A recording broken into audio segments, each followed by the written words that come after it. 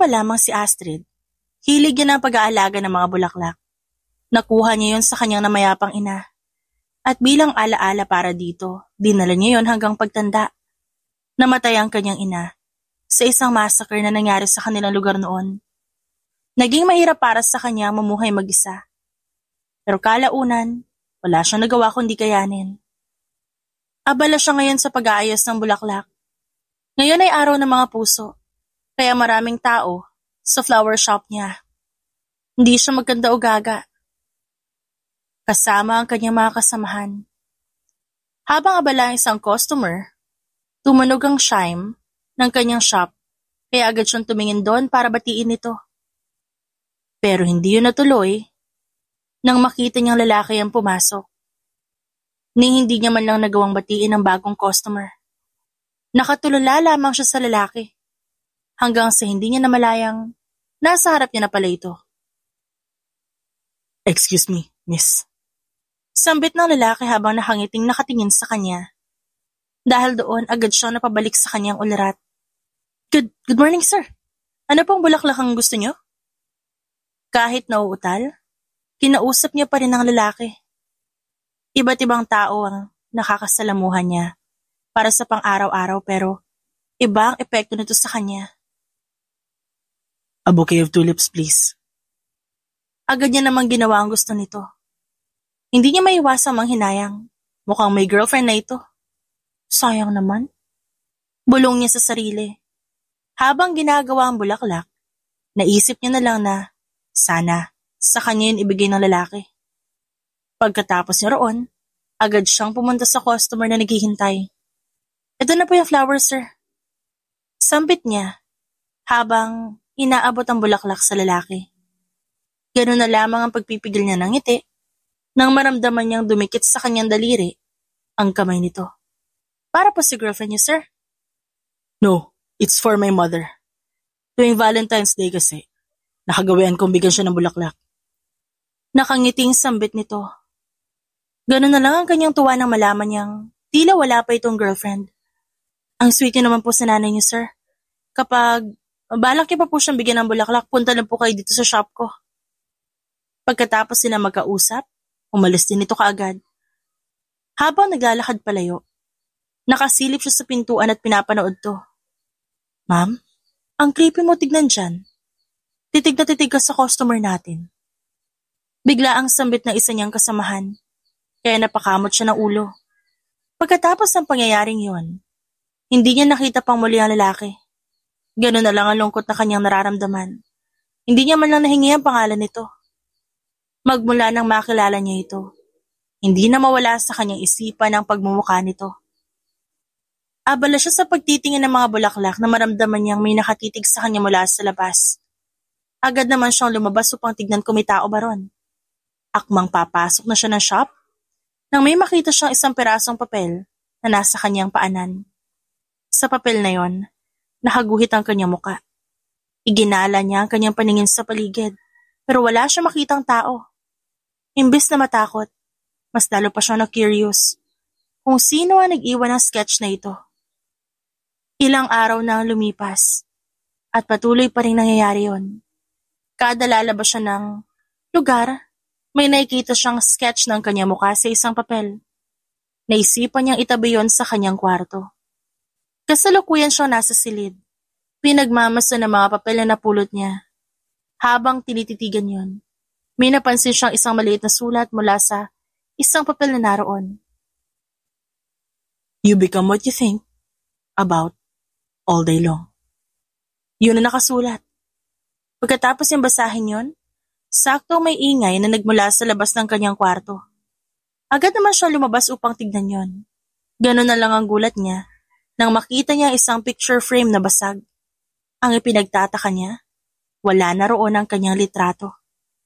Kahit na kinakabahan, pinulot niya pa rin ang mga bubog. Abala siya sa kanyang ginagawa nang maramdaman niya namang may nakatitig sa kanya. Tumingin siya sa madilim na parte ng kanyang bahay. Ganun na lang ang kanyang gulat nang makita niyang merong isang pares na mata nakatingin sa kanya. Napasigaw na lang siya ng malakas bago tumakbo papalabas ng bahay. Nang makaramdam siya ng pagod, Agad siyang huminto sa pagtakbo. Hanggang ngayon, tumatayo pa rin ang kanyang balahibo sa kanyang nasaksihan. Alam niyang tao ang nasa loob ng kanyang bahay. Ang ipinagtataka niya lang kung paano ito nakapasok. Gayong nilak niya ang pinto. Nasa gilid siya ngayon ng daan, habang hinahabol ang paghinga, nang biglang may naglakad patungo sa kanyang direksyon. Agad niya inangat ang tingin, at doon niya nakita ang lalaking nakita niya sa kanyang shop noon. "Oh, hindi ba ikaw yung nasa flower shop?" Tanong nito, pero imbes na sumagot, nakatitig lang siya sa lalaki. Pinakatitigan niya ang pares ng mga mata nito. May pagkakapareho ang mata nito sa nakita niya sa kanyang bahay. "Ikaw pala, sir. Ano pala ginagawa mo dito?" Kahit na hinihingal, nagtanong pa rin siya. "Napadaan lang ako. Diyan lang kasi ang bahay ng nanay ko. Di ko alam na dito ka rin pala nakatira." Habang kaharap ang lalaki, tila nawala ang takot na kanyang naramdaman kanina. "Talaga? Hindi ko inakala na dito pala nakatira yung nanay mo." Aniya, kasalukuyan sila ngayon naglalakad, habang hindi alam kung saan sila patungo. Sa mga oras na yun, wala silang ibang magawa kundi mag-usap. Hindi mahirap pakisamahan ang lalaki. Agad na gumaan ang kanyang pakiramdam dito. Napag-alaman niya rin Calvin pala ang pangalan nito. Dahil sa kanilang pag-uusap, mas lalo pang lumalim ang kanyang nararamdaman. Sa tagal ng kanilang pag-uusap, hindi niya namalaya na nasa harap na pala sila ng kanyang bahay. "Paano ba yan? Mauna na ako." Nakangiting sambit niya sa lalaki. "Ako rin, alis na. Mag-iingat ka rin. Lalo na mag-isa ka lang na nakatira sa bahay mo." Napakunot ang kanyang noo sa sinabi ng lalaki. Paano nalaman ni Calvin na mag-isa lang siya sa kanyang bahay? Gayong wala naman siyang sinabi rito. Imbes na pansinin yon, ipinagsawalang bahala niya na lang yon. Pagkatapos sila magpaalam sa isa't isa, agad siyang pumasok sa loob. Agad niyang sinarado ang pinto at agad siyang nagtungo kung saan niya nakita ang isang pares na mata. May maliit na bintana roon pero tila masasabing kasya na rin ng isang tao. Agad niyang sinarado yon bago ginala ang tingin sa paligid. Nang masigurong wala ng tao sa kanyang bahay, agad siyang nagtungo sa kanyang silid. Huminga siya ng malalim at tinakluban ng kumot ang sarili. Pagkatapos na nakakapangilabot na pangyayaring yon, hindi na yun nangyari pang muli, kaya nakahinga siya ng maluwag. Magmula rin ang araw na yon, palagi nang dumadalaw si Calvin sa kanyang flower shop. Kahit hindi sabihin ng lalaki, nararamdaman niyang nagugustuhan na rin siya nito ngayon. Abala siya sa mga bulaklak nang may biglang kumalabis sa kanyang likuran. Agad naman siyang lumingon at isang bungkos ng rosas ang bumungad sa kanya at sa likod naman nito nakasilip si Calvin. "Good morning, pretty." Bati nito bago inabot sa kanya ang bulaklak. Pasimple niya itong inamoy habang hindi nakatingin sa kanya ang lalaki. Ganun na lamang ang lawak ng kanyang ngiti nang maamoy niya ang mabangong amoy ng rosas. "Saan mo nabili itong bulaklak, ha?" Natatawang tanong niya. Dahil doon, hindi siya agad nakasagot. Napakamot pa sa ulo ang lalaki. "Di ko binili yan sa iba. Loyal ata to sa shop mo." Sambit nito dahilan upang matawa siya. "Tuwing dumadalaw kasi ako dito, nakikita ko sobrang saya mo kapag inaayos mo yung bulaklak, kaya sinubukan ko magtanim ng mga bulaklak sa hardin ng bahay ko. At yan na mga yun." "Ang sweet mo naman. Talaga nag-effort ka pa, ah." Pagkatapos nila doon, inaya naman siya kaagad ni Calvin na kumain sa labas. Habang kumakain, may biglang tumigil sa kanilang harapan. Isang babae yon at base pa lamang sa suot nito, masasabing may kaya ito. "Calvin, long time no see.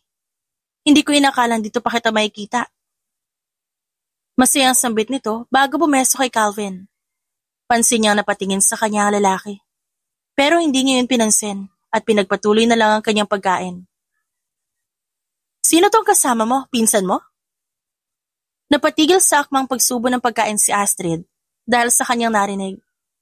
Hinawakan niya ng mahigpit ang kutsilyong hawak niya, habang pinipigilan ng sarili na isaksak sa babae ang kutsilyong hawak.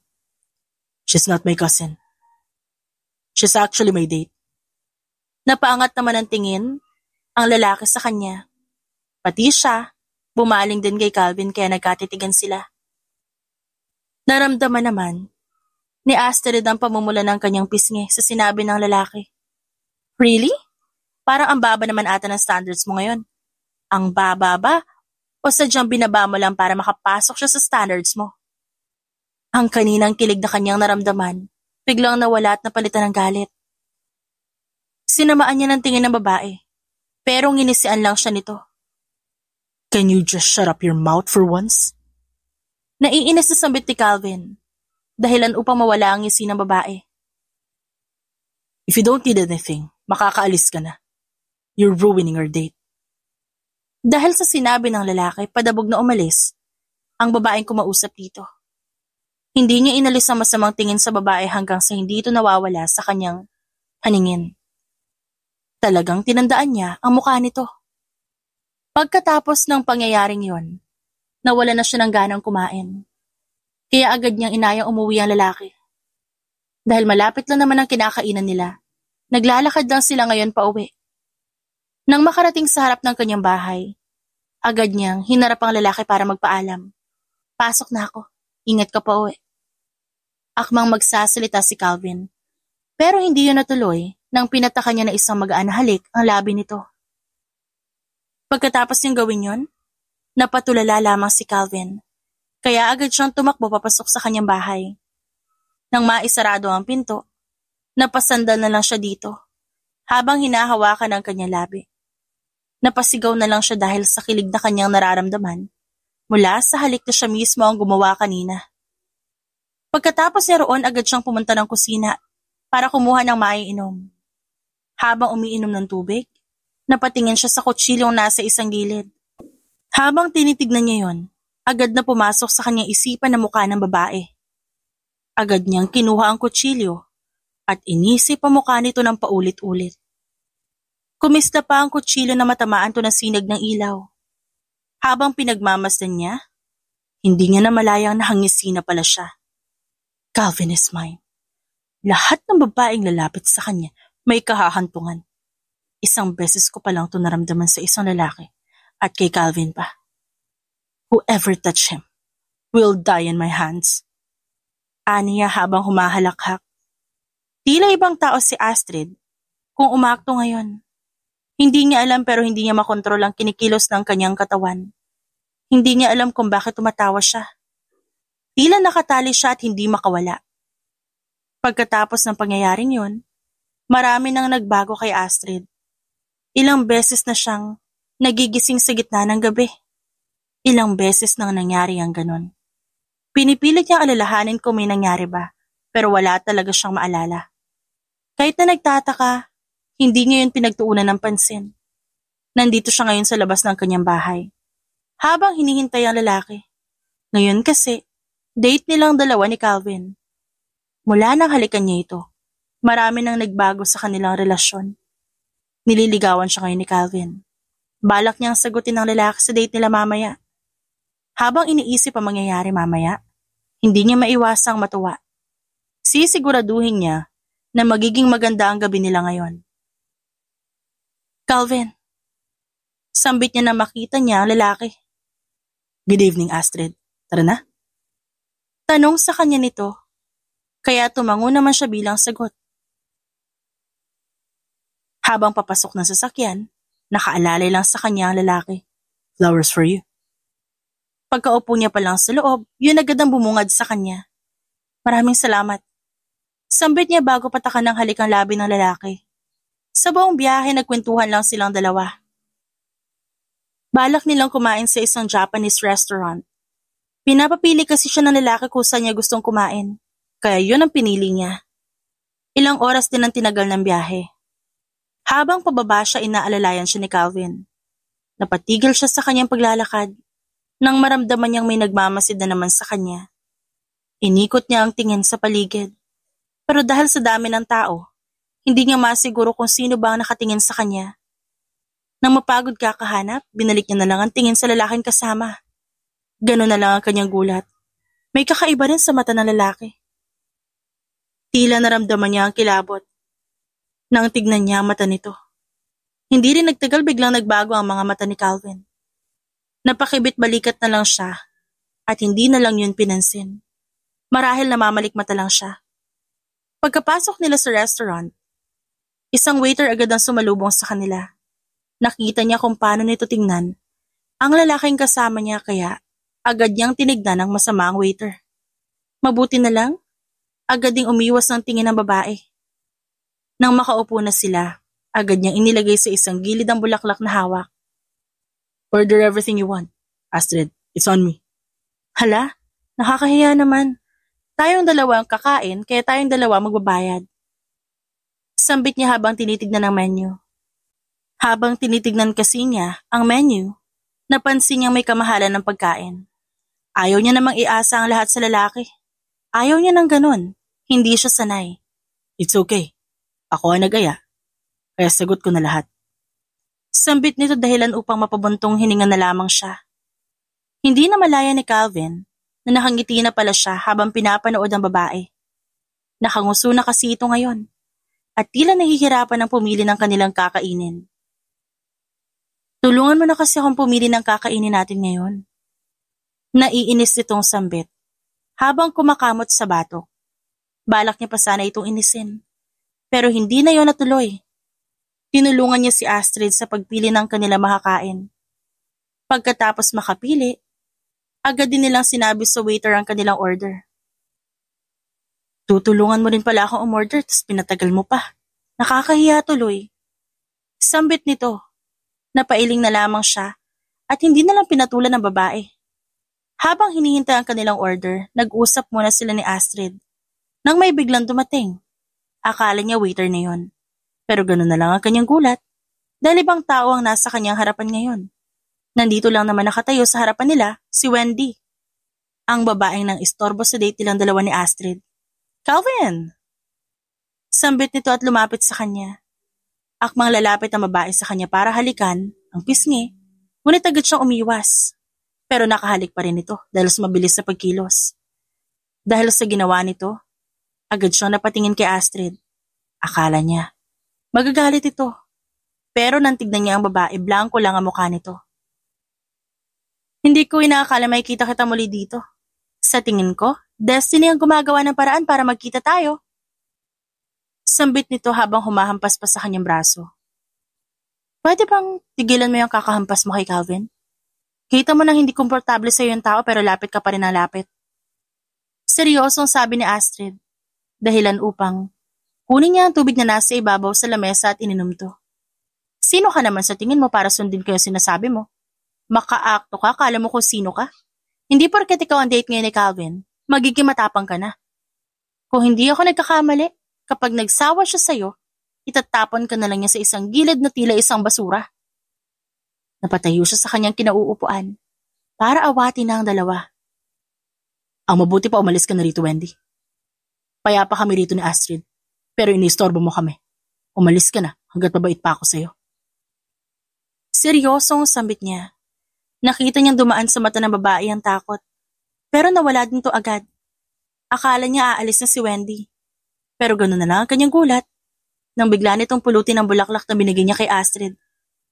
Akin na tong bulaklak Paborito ko kasi ito Roses. Akmang aalis na sana si Wendy, pero hindi yun natuloy dahil humarang si Astrid sa dinaraanan nito. Habang pilit na hinihila ang bulaklak. Akin yung bulaklak na yan. Kaya bitawan mo yun habang nagpipigil pa ako.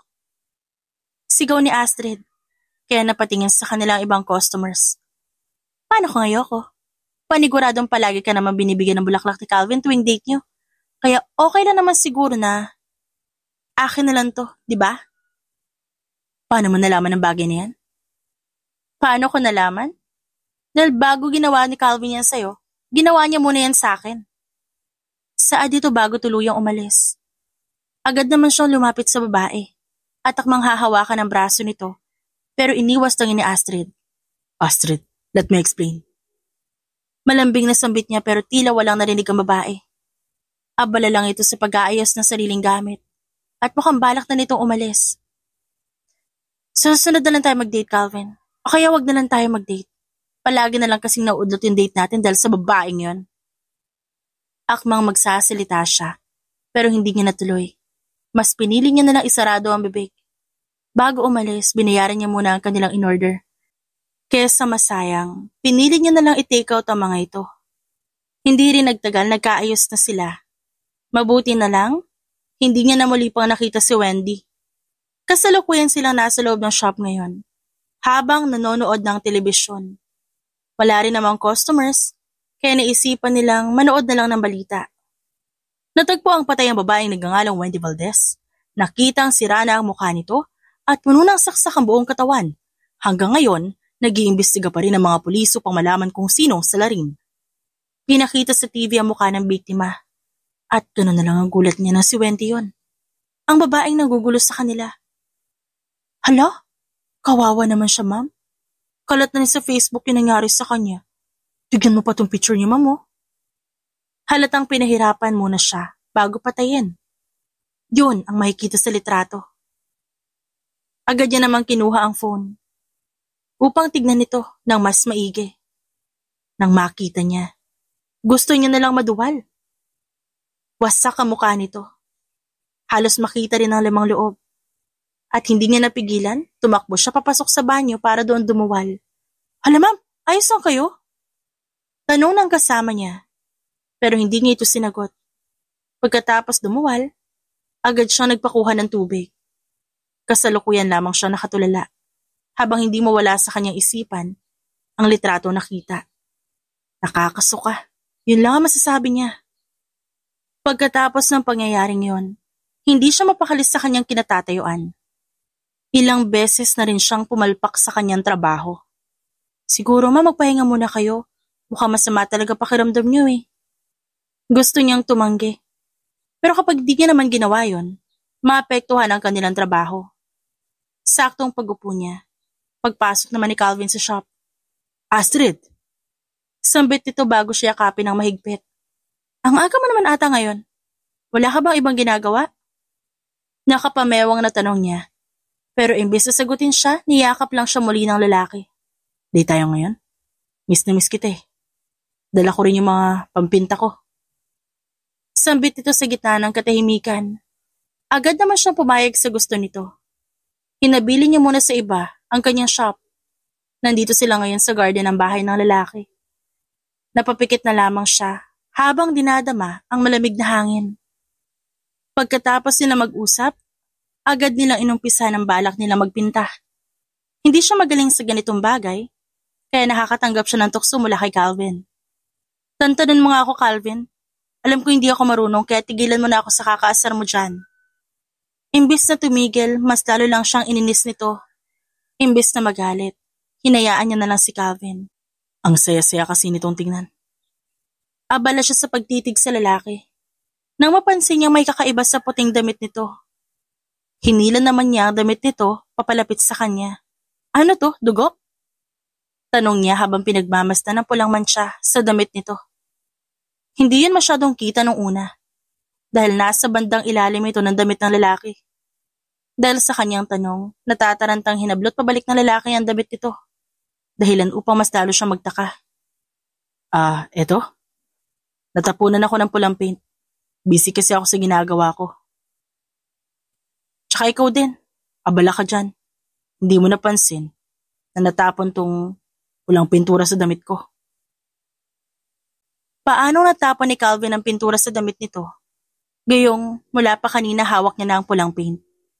Ito ang ginagamit niya mula kanina. Maaari ring hindi niya napansin na hiniram to ng lalaki. Pero imposible rin, dahil magkaiba ang shade na kulay na hawak niya at ang nasa damit ni Calvin. Tila kulay dugo yun. Akmang magtatanong pa siya nang biglang may mag-doorbell. Agad silang tumayo upang tignan kung sinong nasa labas. Pagkabukas nila ng pinto, bumungad sa kanila ang isang babae. Hi Calvin, long time no see. Sambit ng babae at akmang yayakapin nito ang lalaki. Nang agad siyang humarang. Nakita niya kung paano tumaas ang kilay nito. Pero hindi ngayon pinagtuunan ng pansin. Excuse me, pwede bang tumabi ka? Kailangan kong kausapin si Calvin. Napabuntong hininga siya habang pinipigilan ng sariling magalit. Nawala nga si Wendy sa buhay ng lalaki at sa buhay nila. Mukhang may papalit na naman. Oh, Chloe, kailan ka pa nakabalik dito sa Pilipinas? Tanong ni Calvin kaya ang kaninang masungit na mukha ng babae biglang nawala at napalitan na isang ngiti. Kahapon lang, kababalik ko lang. Bala ko sanang bisitahin ka agad kapag nakauwi na ako kaso wala ka sa bahay mo kahapon. Nakuha pa nitong iipit ang nakatakas itong buhok sa tenga habang pabebing hinahampas ang braso ni Calvin. Dahil sa ginawa nito, padabog niyang pinagpagan ng braso ng lalaki. Ngayon nakita na kayo, baka pwede ka na umalis. Akmang isasarado niya ang pinto pero biglang humarang ang babae. Dahilan upang mapasigaw ito sa sakit. Pasimple na lang siyang napangisi at pinakikinggan ang daing nito. Baka pwedeng umalis ka na, Chloe. May plano kasi kami na Astrid ngayon. Ayoko mang sabihin to pero nakakaistorbo ka kasi. Seryosong sambit ng lalaki. Habang nakakunot ang kilay, kaya napahiya si Chloe. Hindi na hinintay pa ni Calvin na magsalita pang muli si Chloe. Agad itong bumalik sa loob at naiwan silang dalawa sa labas. Alam mo, panira ka. Ang mabuti pa ibigay mo na lang to kay Calvin. Masarap at magaling kasi ako magluto at kapag natikman niya to, panigurado masasarapan siya. Nakangising sambit ni Chloe. Bago iabot sa kanya ang pagkain at umalis. Tinanggap niya naman yun at pumasok na sa loob. Ngunit imbes na ibigay yun kay Calvin, dumiretso siya sa basurahan na malapit lang sa kanya. Masarap at magaling ka pala magluto. Tignan natin kung makakapagluto ka pa sa mga susunod na araw. Pagkatapos niya itapon sa basurahan, ang pagkain, agad siyang bumalik sa garden ng lalaki. Nakita niyang inaayos ito ang pinagamitan, kaya agad siyang tumakbo papunta kay Calvin. Tulungan na kita.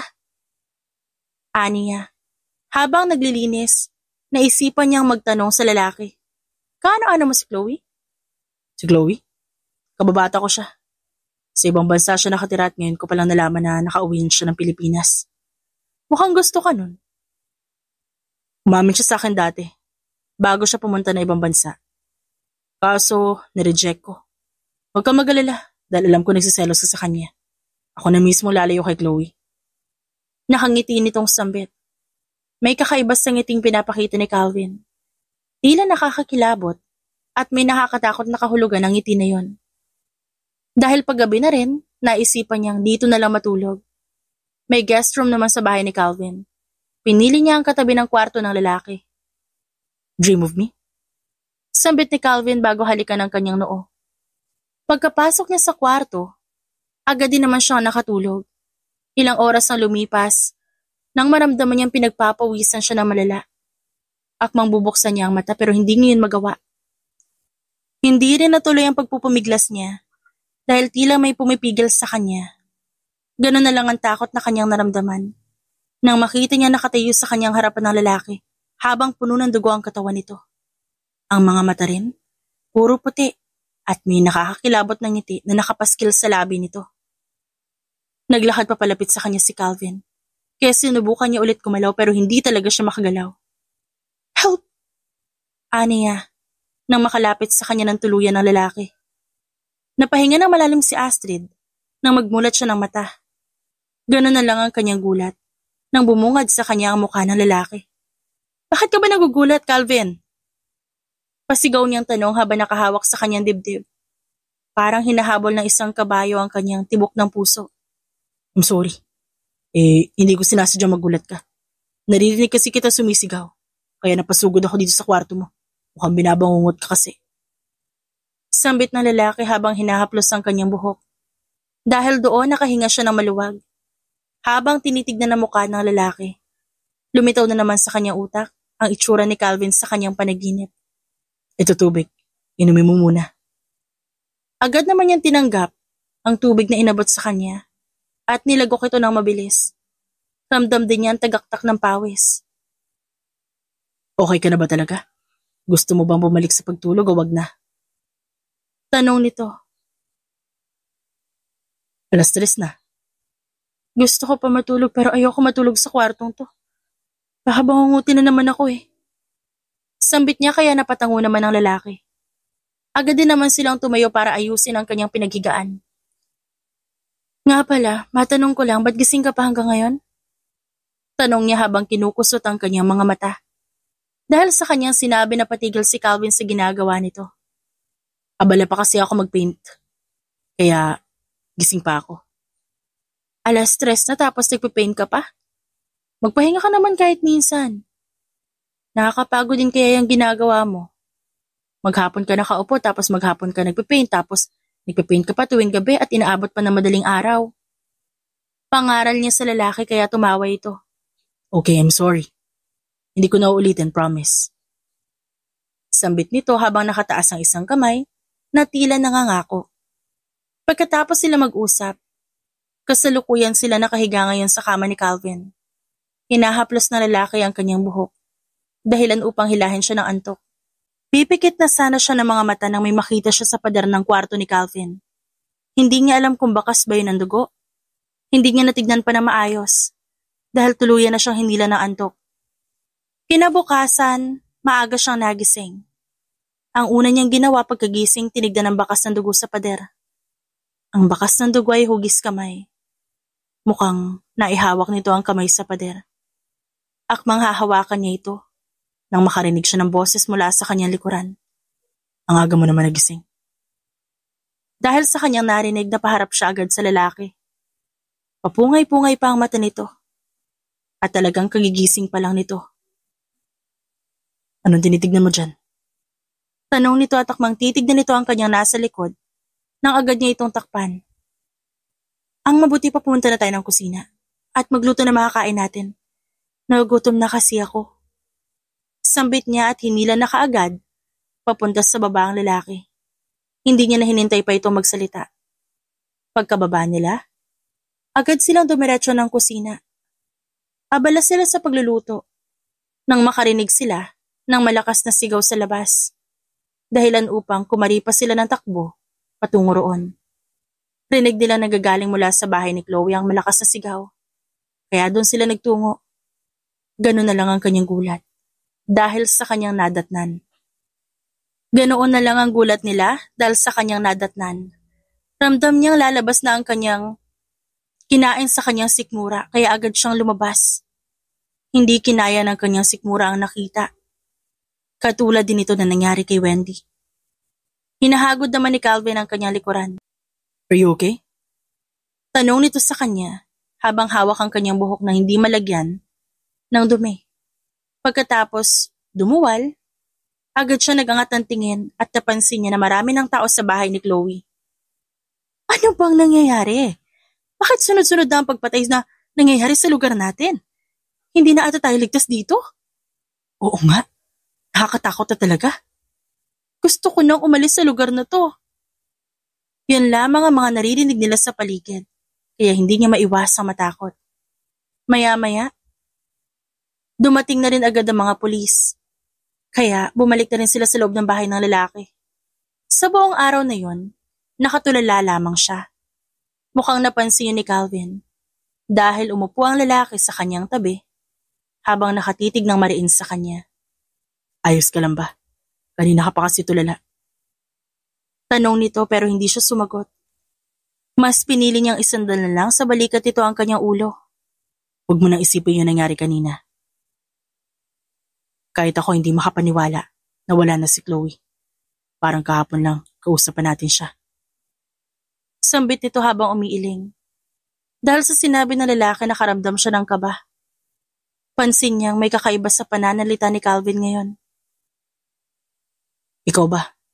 Anong gagawin mo? O sakali ikaw na ang isunod ng taong pumapatay ngayon? Nakangising tanong nito. Ano bang pinagsasabi mo dyan, Calvin? Malay mo. Baka malapit lang sa'yo yung killer at ikaw na ang balak isunod. Nakaramdam siya ng takot, kaya dali-dali siyang tumakbo palabas. Ang maamang mukha ng lalaki tila biglang naglaho. Nang makalayo siya, binalak niyang lumingon sa kanyang likuran upang tignan kung hinahabol ba siya nito. At mas lalong lumala ang kanyang takot dahil nakita niyang nakatitig lang sa kanyang lalaki mula sa malayo. Mas malapit ang flower shop niya sa bahay ng lalaki kaya doon siya dumiretso. Pabalibag niyang binuksan ang pinto, dahilan upang magulat ang mga kasamahan niya ron. Nanggugulat ka naman, ma'am. Sambit ng isa niyang kasamahan doon, habang nakahawak ito sa dibdib. Hindi mo ata kasama si Sir Calvin ngayon, ma'am. Delikado na maglakad mag-isa ngayon sa daan. Ang daming babaeng namamatay ngayon. Nang makaupo, inalala niya ang kakaibang kinikilos ng lalaki sa mga nagdaang araw. Ngayon niya lang nakonekta ang lahat. Lahat ng babaeng pinapatay ngayon malapit kay Calvin. Pagkatapos din nila makausap ang mga babae, ilang oras na ang lilipas, matatagpuan ng patay ang mga ito. Posibleng si Calvin ang killer. Napatakip na lang siya ng kanyang bibig sa naisip. Hindi siya makapaniwalang nagustuhan niya isang lalaking mamamatay tao. Wala pa naman siya sapat na ebidensya. Kaya hindi niya pa pwedeng sabihin na si Calvin nga talaga ang killer. Kailangan niya munang masigurado ito. Pagkatapos ng pangyayaring yon, hindi na siya muli pa nagpakita sa lalaki. Ilang beses niya nakita na nasa labas ng flower shop ito at nais siya nitong kausapin pero hindi siya lumabas. Ngayong araw, hindi niya kayang isipin pa ang mga bagay na bumabagabag sa kanya. Kaya ngayon nakatayo siya sa harapan ng bahay ng lalaki. Nakita niyang umalis kanina si Calvin, kaya masisigurado niyang walang tao sa loob ng bahay. Mabuti na lang nakabukas ang gate ng bahay ni Calvin, kaya madali lang siya nakapasok. Habang gumagala sa loob ng bahay, wala siya nakitang kakaiba. Akmang aakyat siya nang mapukaw ang kanyang paningin sa isang itim na pinto. Agad siyang pumunta roon at unti-unting pinihit ito. Nang makapasok siya ng tuluyan, agad na tumayo ang balahibo niya sa katawan. Nang makita ko anong nasa loob, puno ng dugo ang paligid at maaamoy ang masangsang na amoy dito. Nasa paligid, ang mga patalim na puno rin ng dugo. Akala niya, yun na ang lahat hanggang sa nakita niya ang isang larawan na nakadikit sa tabi ng isang drawing. Napatakip siya ng kanyang bibig nang makita ito ng tuluyan. Mga litrato yon ni Wendy at Chloe. Pero hindi lamang yung simpleng litrato. Dahil litrato ni na Chloe at Wendy ang naririto nung patay na sila. Sa tabi ng mga litratong yon ay ang mga gawa ni Calvin. Pero imbis na pintura ang gawing pangguhit, dugo ang ginamit ng lalaki. Akmang aalis na sana siya nang biglang sumalubong sa kanyang harapan ito. Calvin, Anong ginagawa mo dito? seryoso nitong tanong.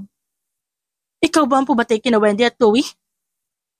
Tanong niya, kabadong-kabado. Imbes na sumagot ang lalaking umisilang ito, dahilan upang mas talong lumala ang galit na kanyang nararamdaman. Sabihin mo ang totoo, ikaw ba ang pumatay sa kanilang dalawa? Patanong na sigaw niya. Akmang magsasalita pa sana siya ulit na magsalita ang lalaki. Hindi ako ang pumatay sa kanila. Ganti nito. Kita niya kung paano pinigilan ni Calvin na pumatak ang sarili nitong luha. Naguguluhan siya. Bakit siya naiiyak? Hindi niya alam kung ba't ito nagiging ganito ka-emosyonal. O ito naman na may gawa ng pagpatay sa dalawang babae. Sinungaling ka! Hindi niya na natapos ang sasabihin nang magsalita si Calvin. Hindi ako ang pumatay sa kanila, Astrid. Ikaw ang pumatay sa kanila. Kina Wendy at Chloe, pinatay mo sila mismo sa harapan ko. Tila natigilan siya sa sinabi ng lalaki. Hindi kayang tanggapin ng kanyang sistema ang narinig. Hindi siya makapaniwala. Ni makapatay nga ng lamok, hindi niya magawa, pumatay pa kaya ng tao? Sinungaling ka? Hindi ako mamamatay tao. Huwag mong isisi sa akin ang kasalanan, ikaw mismo ang may gawa. Sigaw niya habang pinagsususuntok ang lalaki. Alalahanin mo. Alalahanin mo, Astrid. Alalahanin mo kung paano mo sila pinatay gamit ang sarili mong kamay. Dahil sa panghihina, tuluyan na siyang napaupo sa malamig na semento. At doon umiyak ng malakas. Nang wala na siyang maalala, pinagsusuntok niya ang ulo. Paano niya nagawa ang mga bagay na yon? Humagulhol na lamang siya habang nakatayo sa kanyang harapan. Habang sinusuntok ang ulo, unti-unting bumabalik sa kanyang isipan ang mga senaryong tinanggal niya sa kanyang isip. Hindi ito maaari. Umiiyak na sambit niya. Pauwi na sana si Calvin nang madaanan niya ang flower shop ni Astrid. 2:00 na madaling araw kaya gano'n na lang ang kanyang pagtataka dahil nakabukas pa rin ang shop nito.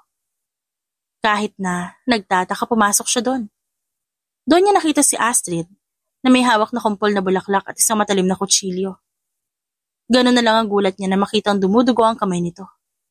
Agad siyang lumapit sa babae upang kunin ang hawak nito pero ganun na lang ang kanyang gulat nang mahawakan niya ang bulaklak. Hindi pa natatanggal ang mga tinik ng rosas. At mukhang yun ang dahilan kung ba't dumudugo ang kamay ng babae. Are you okay, Astrid?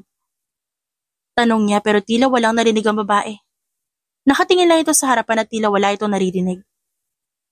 Akmang hahawakan niya sana ang pisngi nito para iharap.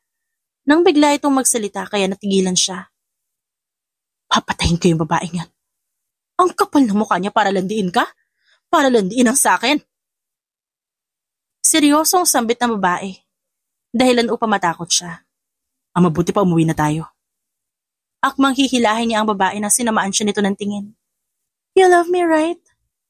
Nakangiting tanong nito. Ngunit ang ngiti, unti-unting kumurba sa isang pagngisi na parang baliw.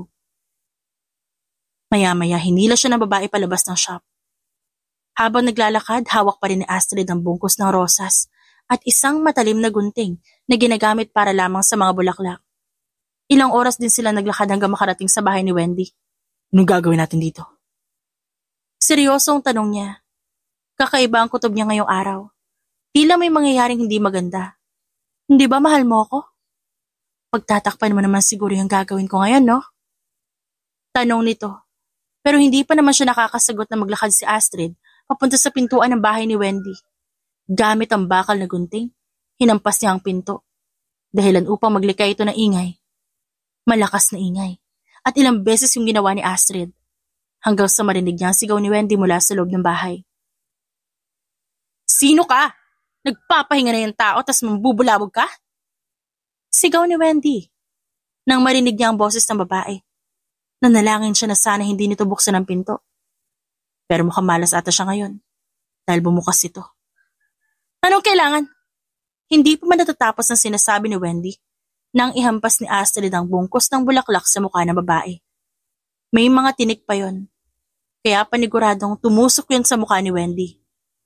Astrid! Akmang pipigilan niya si Astrid pero sinamaan lang siya nito ng tingin. Subukan mo mangialam, Calvin.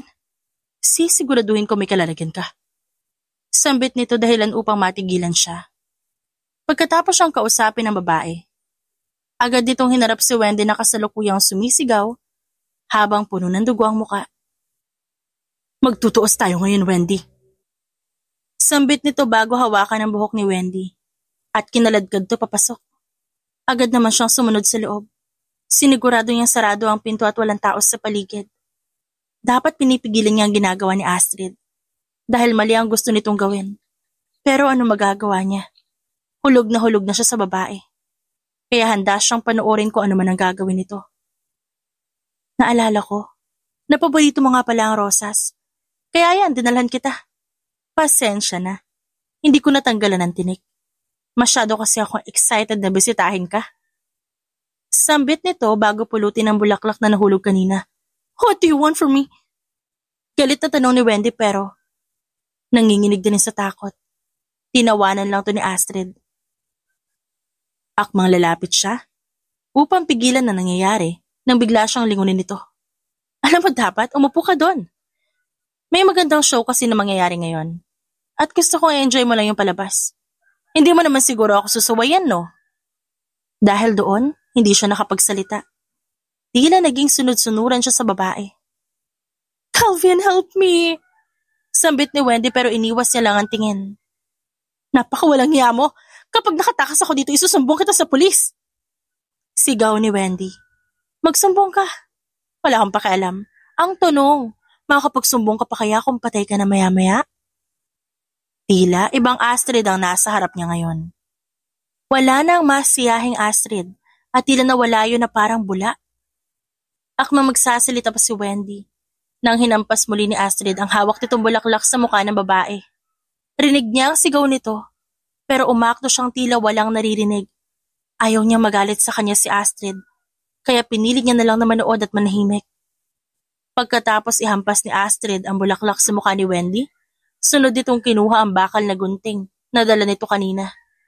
Napapikit na lang siya nang sinaksak ni Astrid ang gunting sa mukha ni Wendy.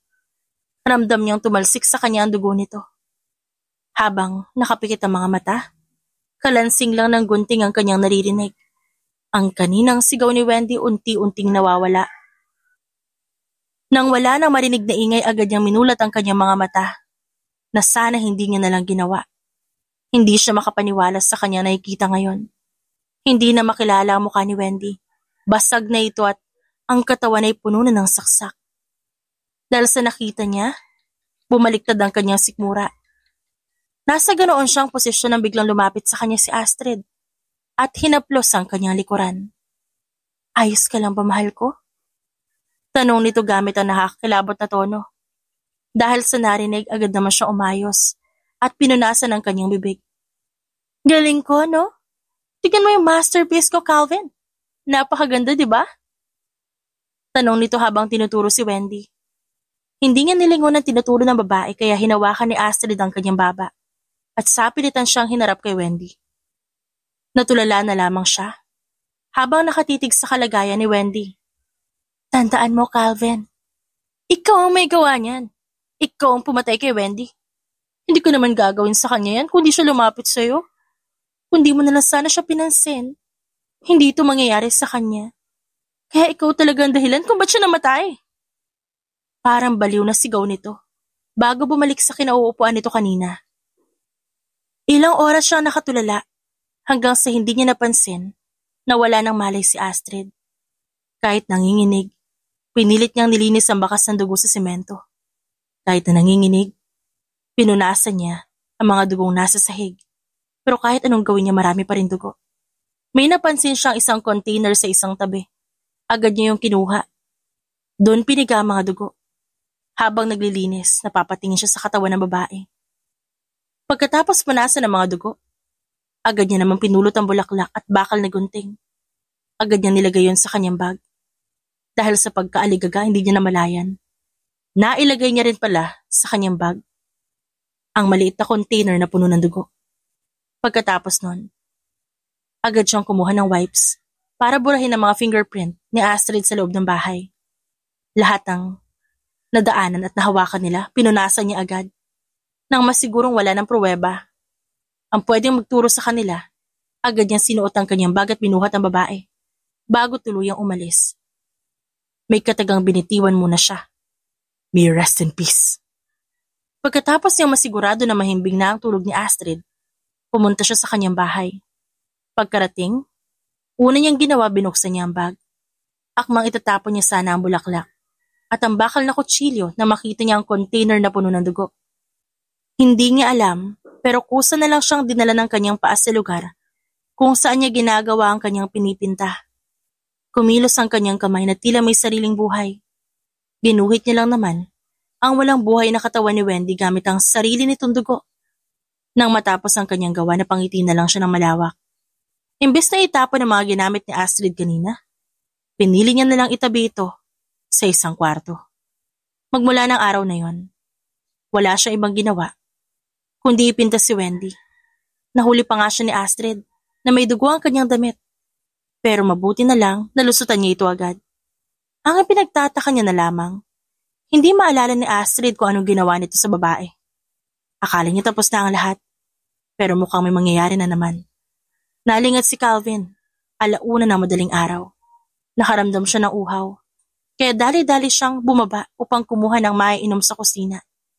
Napatigil siya ng akmang papasok sa kusina nang makita niyang nakatingin sa mga kutsilyo si Astrid. Ayos ka lang ba, Astrid? Tanong niya dito. Pero imbes na sumagot, ngumisi lang ang babae. Sagot mo pa rin naman ako hanggang ngayon, di ba, Calvin? Tanong nito, dahilan upang mapalunok siya. Hindi siya sumagot at hinayaan niya na lang si Astrid sa balak nitong gawin.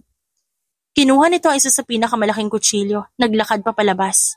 Nakasunod lamang siya sa babae hanggang sa tumigil sila sa harap ng bahay ni Chloe. Audience ulit kita, ha? Ipagluluto kita ng masarap na pagkain ngayon, kaya dapat matuwa ka sa gagawin ko. Pagkatapos magsalita ni Astrid, agad itong kumatok sa bahay ni Chloe. Agad din namang bumukas ito. Hindi pa man nakakapagsalita si Chloe nang biglang hinampas ni Astrid ang balikat nito. Rinig ang malakas na sigaw ni Chloe. Agad niyang hinila ang dalawang babae papasok. Ang ingay naman. Saad ni Astrid habang ginagamit ang kutsilyo pangkamot ng ulo. Anong kailangan mo sa akin? Umiiyak at nauutal na tanong ni Chloe habang hawak ang balikat. Dumudugo yun. Hindi ba sabi mo sa akin magaling ka magluto? Ako rin kasi magaling magluto. Gusto mo? Ipakita ko yun sa'yo? Nababaliw ka na. Hindi na natuloy ang gustong sabihin ni Chloe. Nang hinampas itong muli ni Astrid, gamit ang kutsilyo. Napakaingay. Sulitin mo na yung pag-iingay mo Mamaya hindi ka na makakapagsalita pa. Alam mo kung bakit? Kasi puputulin ko yung dila mo. Huling sambit ni Astrid, bago tuluyang ginawa ang balak nito. Dinig sa apat na sulok ng bahay, ang halakak ni Astrid. Nagkalat ang dugo sa buong paligid, pero wala siya ibang ginawa kundi manood lang. Pagkatapos ni Astrid, dumiretso sila sa kusina upang asikasuhin ang mga bagay sa paligid. Parang baliw si Astrid, parang ibang tao ito. Para itong psychopath. Hindi na alam ni Calvin ang gagawin niya. Ngunit wala siyang choice. Ayaw niyang ilaglag ang babae. Pagkatapos ng pangyayari kanina, kaagad din niyang inayos at nilinis ang lahat. Katulad ng dati, nawala ng malay ang babae. Pagkatapos niya ron, agad silang bumalik ng bahay. Ginawa niya ang nakagawian. Habang nagpipinta, hindi na malaya ni Calvin na may dugo pa pala sa kanyang kamay. Kaya agad siya nagtungo sa banyo. Ngunit dahil sa pagmamadali, nawalan siya ng balanse. Agad naman siya napahawak sa pader. Nang makitang naiwan ng dugo roon, agad siyang naghugas ng kamay at kumuha ng basahan sa loob. Akmang pupunasan niya palang ito nang marinig niya ang sigaw ni Astrid mula sa labas. Ano? Naalala mo na ba lahat? Tanong ni Calvin, seryoso. Nakaupo siya ngayon sa harap ng babae at kita niya naguguluhang mukha nito. Hindi ko magagawa yun, Calvin.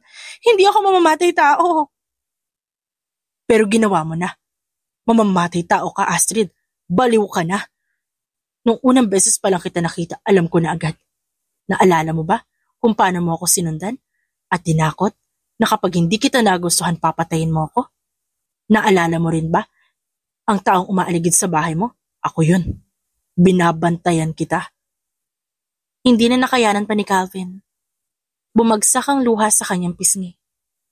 Ngayon lang niya naramdaman ng pagod sa lahat ng kanyang ginawa para sa babaeng pinakamamahal niya. Kaya niyang tiisin lahat. Kaya niyang maglinis ng bangkay na pinatay ni Astrid. Kahit na malapit sa kanya, mga babaeng pinatay nito, hinayaan niya si Astrid. Ganon niya kamahal ang babae. At handa siyang isuko ang lahat. Tapos naman na siguro lahat, no? Magpapagaling tayo. Kung kailangan ko umiwas sa lahat, para hindi lang matrigger yan, nasa loob mo gagawin ko. Itigil mo na to, Calvin. I did not deserve you. You deserve someone na hindi baliw. Na hindi psychopath, na hindi mamamatay tao. Ano? Iiwan mo ako? Pagkatapos ng lahat ng ginawa ko sa'yo? Baka nakakalimutan mo, Astrid. Kapag nalaman ng mga tao na baliw ka at mamamatay tao ka, isusuka ka nilang lahat. Ako lang ang meron ka at ako lang ang tatanggap sa'yo. Tandaan mo yan. Ayaw niyang gamitin ang paraang ito. Pero wala siya ibang magagawa. Masyado na siyang maraming naisakripisyo para kay Astrid. I'm sorry, Calvin. Muntik nang mawala sa kanya si Astrid. Kapag nangyari yon, hindi niya alam kung anong gagawin niya. Ilang oras ding umiyak ang babae. Nang makatulog ito, agad niyang dinala ito sa kanyang silid. Dahan-dahan niyang inilapag sa kutsyon si Astrid. Nang maayos na ang posisyon ng babae, at tinitigan niya ang mukha nito, napangiti siya. Thank you for staying, Astrid. Magmula noon, palagi nang nakikinig si Astrid kay Calvin. Nagpatingin na rin sila sa doktor, at unti-unti na rin gumagaling ang babae. Minsan sinusumpong na rin to, pero hindi ganon kalala. Isang araw, nakita ni Calvin na nakatulala si Astrid sa harapan ng mga kutsilyo. Kaya dali-dali siyang lumapit sa babae. Astrid, are you okay? Tanong niya pero sumimangot lang ito. Gusto ko magluto. Sambit nito kaya natigilan siya. Mula kasi nang mangyari kay Chloe yon, hindi na hinayaan pa magluto ang babae. Nanginginig lang siya nang maalala ang ginawa nito. Ang mabuti pa, pumunta ka na lang sa sala, manood ka ron ng TV. Dahil sa kanyang sinabi na kasimangot na umalis sa kanyang harapan si Astrid. Napailing na lang siya. Mas lalo naging matigas ang ulo nito pero pilit niyang iniintindi ang babae. Ano magagawa niya? Mahal niya. Kaya gagawin niya ang lahat para dito. Kahit maging baliw din siya katulad nito. Pagkatapos magluto, agad niya ring tinawag si Astrid dahil kakain na sila. Abala sila sa pagkain nang biglang magsalita ito. Isasarado ko na yung shop. Sambit nito dahilan upang hindi matuloy ang akma niyang pagsubo ng pagkain. Why? Puno kasi ng masasamang alaala yung shop eh. Ayoko nang maalala pa yung mga kasalanang ginawa ko. Pero paano na yung mga naipundar mo doon? Ayun nga, sayang yung mga yun. Pero desidido na kasi ako. Isasarado ko na talaga. Kahit hindi sabihin, alam niyang nalulungkot si Astrid ngayon pa lang. Pangarap ni Astrid yon na magpatayo ng sariling shop. Kaya alam niyang masakit yon sa babae. Upang hindi malungkot si Astrid, inaya niya itong lumabas. Bago lumabas, pinainom niya muna ito ng gamot. Dinala niya sa isang art gallery ang babae. Kabubukas pa lang nito kaya agad niyang inaya si Astrid para pumunta doon. Ang ganda naman ng mga gawa na to. Magaling din siya tulad mo. Sambit ng babae habang nakahawak sa braso ni Calvin. Sa buong oras na yun walang ibang ginawa si Astrid, kundi purihin ang mga painting na naroon. Hindi rin nagtagal, nakarating na sila sa dulo. Napangiti na lang siya na makita niya ang kanina pa hinihintay. Agad niyang tinignan ang reaksyon ng babae. Naluluha na ito ngayon. That's me, right? This art gallery is all about yours. Your struggle, your fears, and how you overcome everything. Nandito lahat yon. At sana masaya ka sa munting regalo ko. Anong munti? Grabing regalo na to, Calvin. Maraming salamat sa lahat. Wala ka sa tabi ko, hindi ko alam kung ano mangyayari sa akin. Kahit hindi ako naging mabuti, nanatili ka pa rin sa tabi ko. Magmula ng araw na yon, pinagbutihan ni Astrid ang lahat. Sinunod niya lahat ng payo ng kanyang psychiatrist. Nakakalungkot lang, dahil hindi na raw mawawala ang disorder na to sa kanya. Kailangan niyang uminom ng gamot para makontrol ang sarili. Wala ngayon si Calvin sa bahay dahil may kinailangan itong gawin sa labas. Kasalukuyan siya nakaupo sa garden habang nagko-crochet. Ang tagal din kasi mula nang huli niyang mabigyan ng bulaklak ang lalaki. Hindi niya rin pwedeng bigyan ng sariwang bulaklak ito. Pinagbawal yun sa kanya ng doktor. Kaya naisipan niyang flower crochet na lang ang ibigay dito. Ilang linggo niya rin itong ginagawa at ngayon natatapos niya na.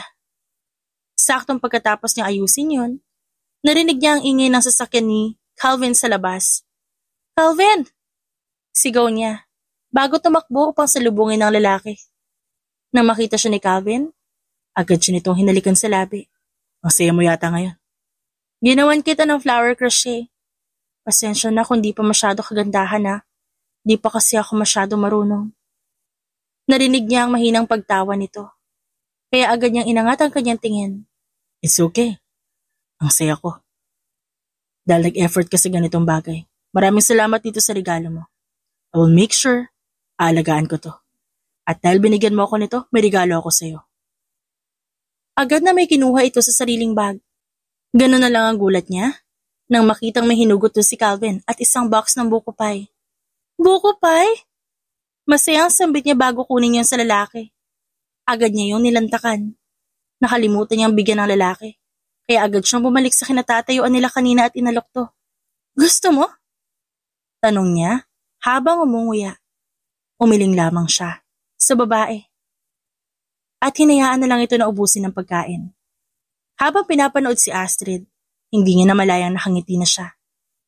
Masaya siya nakikita itong masaya. Kinagabihan maaga rin sila natulog. Nalingat si Calvin nang may marinig siyang mahinang pag-iyak. Agad niyang inulat ang kanyang mata at doon niya nakita si Astrid na umiiyak sa isang sulok habang may kutsilyo sa harapan nito. Astrid! Sambit niya bago lapitan ng babae. I'm sorry, Calvin. Munti ko na hindi mapigilan ang sarili ko. Akala ko mapapatay na kita.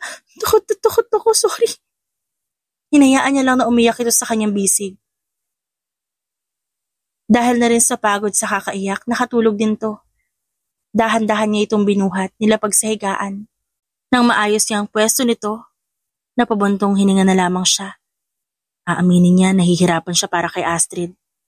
Nakikita niya mismo kung paano nito nilalabanan ang sarili sa mga nagdaang araw. Pagkatapos mag-isip ng kung ano-ano, nahiga rin siya sa tabi ng babae. Hanggang makatulog siya ulit. Kinabukasan maagang nagising si Calvin. Nang maramdaman niya hindi siya makahinga ng maayos.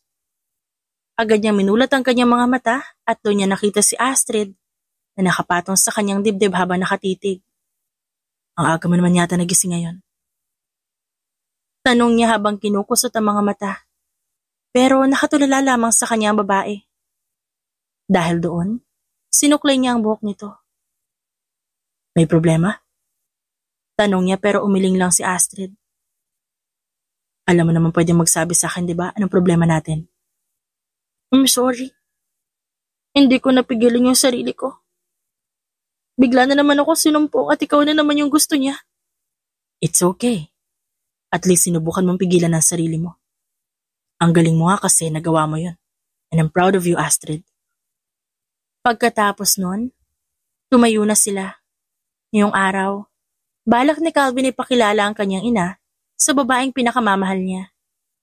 Nasa loob sila ng sasakyan at walang tigil sa pagkukwento si Astrid. Pinakinggan niya lang ang kwento nito at maya-maya lang, nakarating na sila sa destinasyon kung saan ang sementeryo. Ang kaninang ngiti ni Astrid biglang nawala nang ma-realize ko nasan sila ngayon. Handa ka na bang kausapin ang nanay ko? Tanong niya kaya tumango ang babae bilang sagot.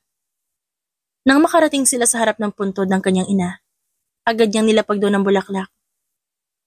Hello ma, kasama ko po ngayon yung babaeng gusto ko ipakilala sa inyo. Hello po tita, pasensya na po ngayon lang po ako nakadalaw. Pati na rin po si Calvin. At ngayon ko lang po napakilala yung sarili ko. Ako nga po pala si Astrid, yung girlfriend ng anak niyo. Pasensya na po tita ha, dahil nagawa ko yung mga bagay na yun kay Calvin. Alam kong hindi ko siya deserve pero mahal ko po siya. Alam kong napakalaking kasalanan na ginawa ko sa buhay ko. Kaya humihingi po ako ng tawad sa lahat kasi nadamay siya. Pero sisiguraduhin ko pong aalagaan ko si Calvin hanggang sa makakaya ko. Pinunasan ni Astrid ang kanyang luha. Pagkatapos nila roon, agad din silang umalis. Pinanood niya ang lalaki habang nagmamaneho. At mukhang napansin ni Calvin. May problema ba sa mukha ko? Wala, ang pogi mo. Sambit niya kaya nagtawanan silang dalawa. Naging komplikado man siya nung una. Nakagawa man siya ng ubod ng laking kasalanan. Hindi pa rin siya nito iniwan at pinabayaan. Ginawa nito lahat ng makakaya niya at hindi siya nito sinukuan. Akala niya nung una wala magmamahal sa kanya ng totoo. Ngunit nang dumating si Calvin, ipinaramdam nito sa kanya kung anong ibig sabihin ng tunay na pag-ibig, pagtanggap at kasiyahan. Alam niyang marami pa siyang pagbawing kailangan gawin. Pero sa ngayon, ang alagaan ng sarili, yun ang isang pangako na kanyang ibibigay sa lalaki. Balang araw, alam niya, tuluyan din siyang makakabawi dito sa lahat ng sakripisyo nito. At sa lahat ng pagmamahal na binigay sa kanya ni Calvin. I love you, Calvin. Forever. Ngumiti ang lalaki. And I love you more, Astrid. Ikaw lang hanggang dulo. Kahit mabaliw ka. Kahit anong mangyari. Ikaw lang ang pipiliin ko. Ganun ako kabaliw sa'yo. Mahal na mahal kita.